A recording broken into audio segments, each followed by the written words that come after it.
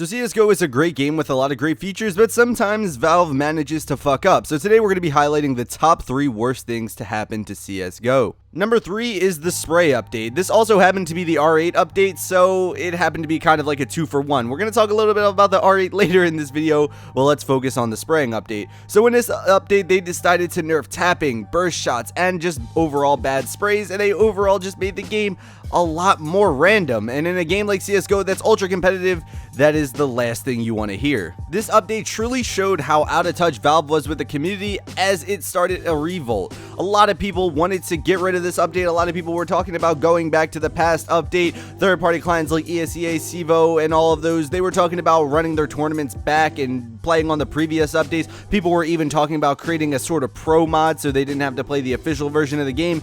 It got pretty bad. Valve finally saw that a lot of criticism was being made, and a few days later they ended up reverting the changes, but this is something that will always be remembered as Valve totally fucking up, and something that the community shouldn't forget, because in the future, if Valve tries this again, hopefully they will be stupid enough to not try it. Number 2, the original release of CSGO. So CSGO came out around August of 2012, and it was met with a lot of criticism. If you're new to the game, you're probably wondering what was so wrong with CSGO at the initial release. Well, first of all, there wasn't really a competitive mode. There wasn't the skins that you see today. Not really skins being a big deal, but you know, there wasn't a lot of things that enticed newer players into the game. Also, a lot of the veteran players thought that there were a lot of problems in the game, and it led to a lot of the pro players going back to 1.6 in source, and it led to a split in the community, which, as a lot of you know, is something that you do not want to happen, especially in the pro scene. The game wasn't very popular at release, and it took a lot of tweaking and fixing for it to get to the point where it is today. If CSGO stayed in the state that it was at release, the game never would have gotten popular, and we probably wouldn't be talking about it to this day.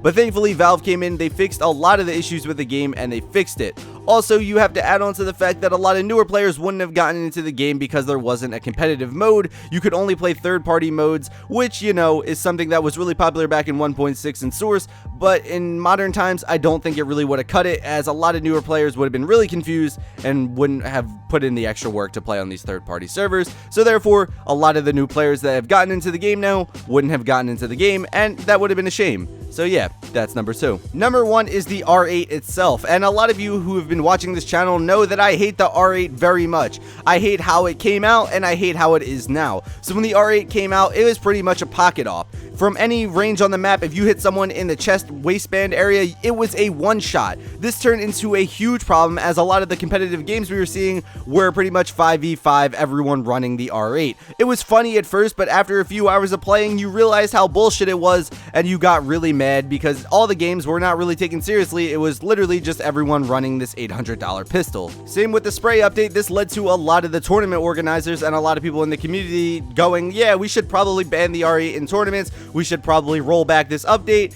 And eventually Valve ended up nerfing the R8, but this is once again one of those things that's always going to be remembered as Valve really fucking up and really trying to screw the community over. A lot of people speculated that the R8 was released so overpowerful so that way people wouldn't really notice the spray update, but in hindsight that didn't really work for them, as both the spray update and the R8 were both fixed and really aren't that much of a problem today. The R8, in my opinion though, is still a problem to this day because it got nerfed so hard that it is completely useless. I discussed this in another video, and probably even multiple videos, that the R8 should probably be buffed again, but not to the point it was on initial release, because in my opinion, the R8 update was one of the worst things to happen to CSGO, and it made the game broken for a few days, and it made it completely unplayable. But yeah, guys, those are just some of the worst things that I think have ever happened to CSGO. Tell me what you think in the comments down below.